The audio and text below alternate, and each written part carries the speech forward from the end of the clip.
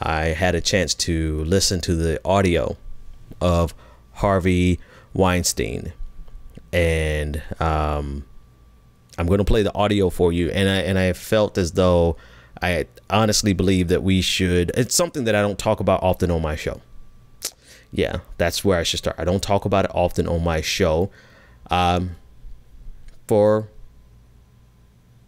I don't know. I can't say there's any particular reason why I don't talk about it, but we're going to talk about it tonight. And I want you to call in 857-600-0518 to weigh in. But first, before you call in, we're going to just play the audio. We're going to play the audio from the Harvey Weinstein. And I want you to listen as he talks with a model, and Gutierrez is her last name. I want you to listen in as he attempts to convince her to come into his room so he doesn't get embarrassed. And she explains to him that, well, yeah, I'm going to let you listen to it for yourself. And then you decide. Well, there's really nothing to decide. Just listen to it for yourself. I'm telling you right now. What do we have to do here? Nothing. I'm going to take a shower. You sit there and have a drink. Water. I don't drink. Can I stay on the bar? No, you must come here now. No. Please. No, I don't want to. I'm not doing anything with you. Now you're embarrassing me. I'm sorry. I cannot. No, yesterday was a kind of aggressive for me. I need to know a person to be touched. I won't do a thing. I don't. Everything, please. I swear I won't. Just sit with me. Don't embarrass me in the hotel. I'm here all the time. Sit. It continues. Let's keep listening in.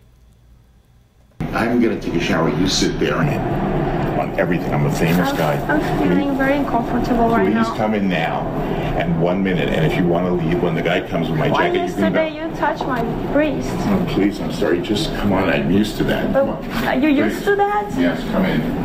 No, but I'm not used to I that. won't do it again. Come on. Sit here. I won't do it again. Sit here for a minute, please. No, I don't want to. If you do this now, you will embarrass me. But no. Never call me again. Okay? I'm sorry. I promise you I won't do anything. I know, but yesterday was too much. The guy's coming. I will never do another thing to you. 5 minutes. Don't ruin your friendship with me for 5 minutes. I know, but it's kind of like, it's too much for me. I can't. Please, you're making a big scene here. No, please. but I want to leave. Okay, fine. Thank you. All right, that's it. Not much more to be heard from that.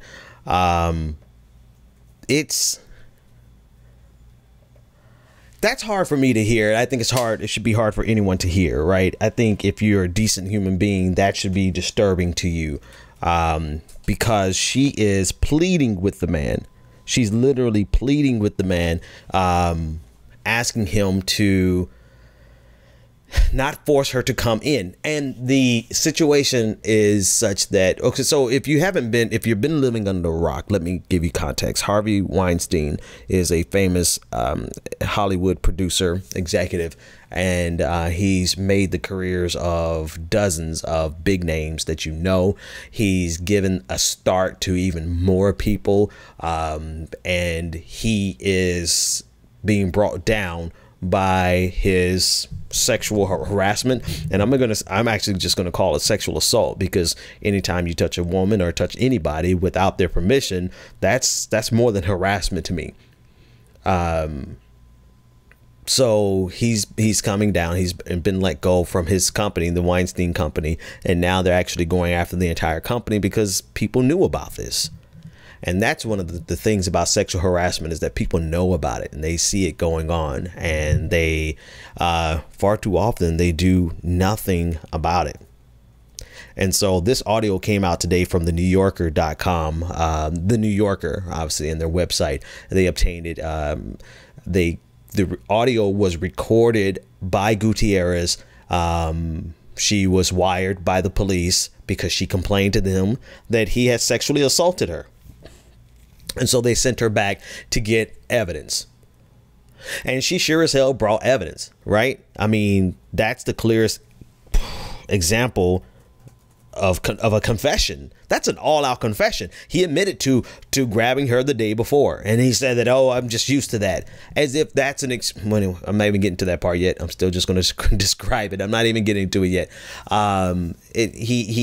He says that he apologizes for doing it yesterday and he won't do it again, but come on in the room anyway. There's some people coming over and you're going to embarrass me, and don't ruin our friendship over 5 minutes. I just need you to come in for 5 minutes, and you come in for 5 minutes, and that's all it's going to take. Don't ruin your friendship with me. You know, this threat of losing a relationship with a powerful person, and this is pretty, unfortunately, sounds like standard fare sexual harassment, and with the addition of sexual assault, because it's always a power play. It is always someone who is going to use their position of power to force some type of sexual relationship out of a person who does not want to have a sexual relationship with him or her.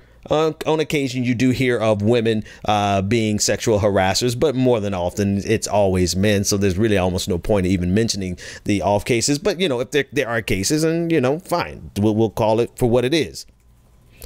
But this guy was Grossman.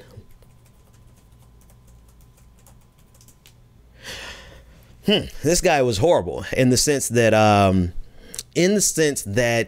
he was relentless about this for a very long time. The New York Times actually put out an article today that showed that he had been doing this with people imagine Angelina Jolie, Gwyneth Paltrow, you know, a long list of women that he had done this to, and they all had one thing in common when he did this to them.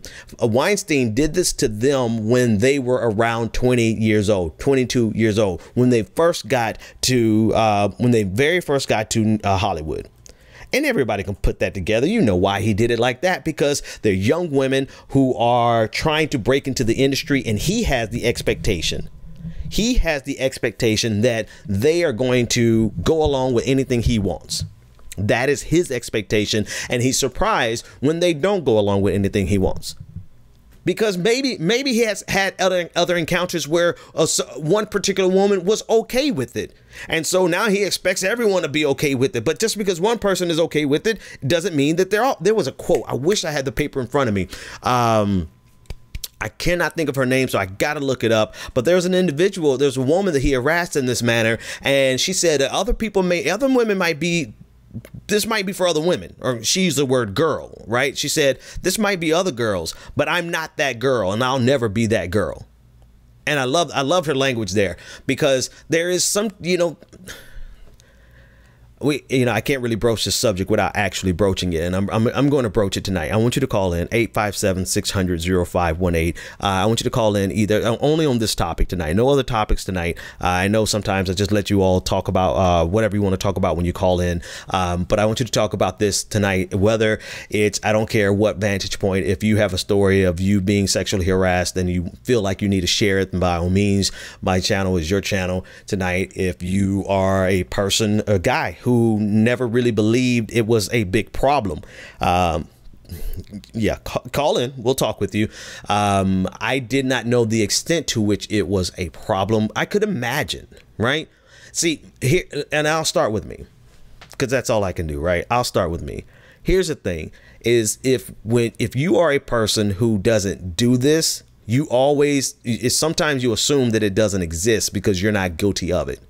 And I've been thinking back in my catalog of my encounters, trying to think of if I've ever been guilty of this. And I mean, right off the top of my head, guarantee you, I'm not guilty of what this dude did in this video, right? In this audio, right? But this is almost an extreme. And sometimes we look at an extreme and say, oh, well, we're not guilty of that, so we're not really guilty of anything. But, you know, we can't always look at the extremes.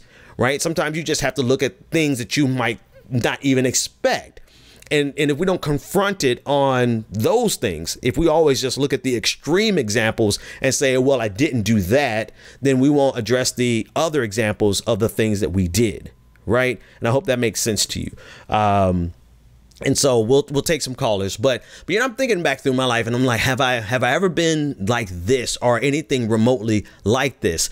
And you know, I don't really have an example of much except for one. I remember a girlfriend that we dated in high school, and we ended up going to the same college. And in high school, you know, I was, you know, I don't know if I really put all my business out there, but let's just say by the time I got to college, I was a different person looking for a different thing. And we went out and had my car, you know, took her out in college, and she let me know. She was like, wow, Ben, because we broke up and we, you know, got back together, go out. And she was like, Ben, you've gotten a lot more aggressive. Right. And she said that to me, and it clicked right away that, you know what, I'm doing something with her that she's not comfortable with. It didn't take her 30 times to tell me, but I do recall that distinctively sticking out in my mind that, you know, the relationship that we had in high school is different now. I'm a different person now. I'm bringing something different to the relationship now, and she's not comfortable with what I'm bringing to the relationship now. And she told me straight out, she said, Ben, you're a lot more aggressive than you used to be. And to me, that was just my signal to say, chill the hell out.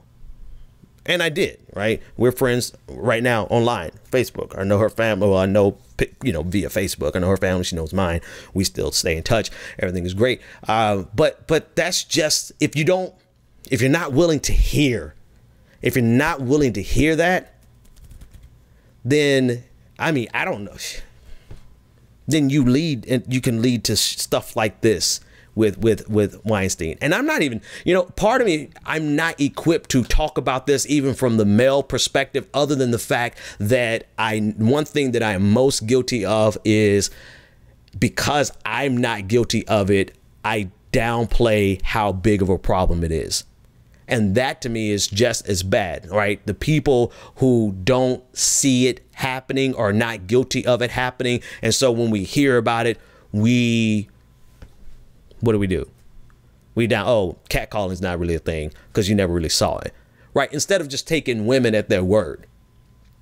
And not just women, man. Terry Crews put out a series of tweets today that blew my mind, right? He was talking about an event in which he was sexually harassed, in which a man came up to him in Hollywood and just straight up grabbed his junk in front of his wife. I mean, think about the audacity of that, right? It's one thing to be on the sly and try to do something and then get pushed away and all those kind of things. That's probably how it happens in our world of normal people. But in Hollywood, this dude, whoever this guy was, has so much power, and in his mind, he had so much power that he went and he grabbed Terry Crews, 240-pound Terry Crews, big, swole, bald black man, grabbed him by his junk in front of his wife and thought everything would be fine. And then when he reported it, everybody was acting like, yeah, that's pretty much a common thing that happens. And then he said it, he put it in words. I'm like, wow, listen to this man talk. Listen to him talk about the way he described it. He said he didn't want, how many people would believe him? Few. How much trouble would it cause him? A lot. Does he want us working this city still? Yes. Will this hurt him? Probably. And so he took that as his cue to let it go after he reported it to a couple of people, and they were like, yeah, that's pretty much just how it goes, Terry. Now, if this happens to a 240-pound black guy who can probably knock anybody out in the room, what do you think is happening to women? There's the power dynamic that we could talk about, that I probably will talk about. I want to talk about the political side of it, because there have been a lot of people. This guy is a liberal. This guy is a liberal. This guy is a progressive. So let's dispense with this notion. I don't think we've ever held this notion on this show, and we should never hold that notion, that just because you're a progressive or you're a liberal, or hell, if you're a feminist for that matter, let's dispense with the notion that you're automatically good, and that you're not capable of being guilty of some of the most grotesque things ever. Right? Let's dispense with that notion, because I think for some reason people try to assert that progressives and liberals are holier than thou. From the conservative side, they try to say, oh, you guys are, you know, these are progressives doing this and they're hypocrites. Well, no. Nobody ever said, let's be clear. Nobody ever said progressives and liberals, men or women for that matter, but men particularly are better than any of this. Some of the worst stuff that we see can come from a progressive. Some examples of racism I've seen from progressives. I mean, come on. I mean, that's not even a thing. Why would we even start with that pretense except for to try to make political points, cheap political points for that matter? And so, you know, I'm at a loss. I'm at a loss as to why we would have this idea in our head that somehow a progressive guy or a liberal guy is less likely to do this type of thing, when that's clearly not true and that's clearly not the case. And so the fact that Weinstein is a liberal and he's part of the Hollywood elite and he has, you know, donated money to Obama, donated money to the Clintons, donated money to every damn body in the Democratic Party. You know, there's been this big, well, two things have happened, and I'm going to call them both out simultaneously. You have conservatives acting and feigning as though they haven't just elected a Republican, a man who himself confessed to groping women and just going up to them and grabbing them by the pussy, right? They're acting as though they themselves have not elected a person who does this exact same thing from the same circles, right? Donald Trump tried to act as though he was shocked because, you know, not shocked, but he knew this because he knows Weinstein. Well, not only because you know Weinstein, but because you've done this. This is the type of shit that you do, Donald Trump. That's number one. But simultaneously, I've got to criticize these Democrats who did take forever to say something. Right? If this guy, and there's some, and shout out to those that started giving money back right away. Right? But then others didn't really say much, if anything at all. And you know what? It's amazing. Like, it's not as though, here's the thing. At first I thought, well, maybe they're just trying to, you know, not eat their own and not let the conservatives get political points, and, you know, they're trying to close down. I'm not saying this is the right thing. I'm trying to understand why they took so long. And I'm looking at it and say, well, maybe they're trying not to give Donald Trump anything, blah, blah, blah, blah. Maybe they're playing a political game, you know, because they don't want to sacrifice our own. You know what I mean? That kind of thing. But then I thought about these motherfuckers for a little bit further, and I realized these people, these same people will attack. They will gladly attack us and attack their own on something else. Easily, no questions asked. So it wasn't so much that they're trying to protect him for the sake of protecting him. They're trying to protect him because of how much money they took from him, or whatever the justification is. But it's not as though Democrats are not willing to have their sister soldier moment when they're going to repudiate people and say we can no longer be associated with this type of person and all that jazz. You know what I mean? It's not as though they won't do that, because they've definitely shown that they're willing to do that. They just took forever to do it here. So it's a lot of stuff that's going on all around us that is with this story that is very sickening. And the most sickening part about it, above anything else, right? Forget about the politics, forget about the different players, forget about conservatism and liberalism and ideology in general, and just think about the sheer reality of harassment as it exists and as pervasive as it is. Whether we are individually guilty of it or not, we have to at least admit that this goes on in a fashion that has to be confronted on a level that requires every single voice that has a voice to say something.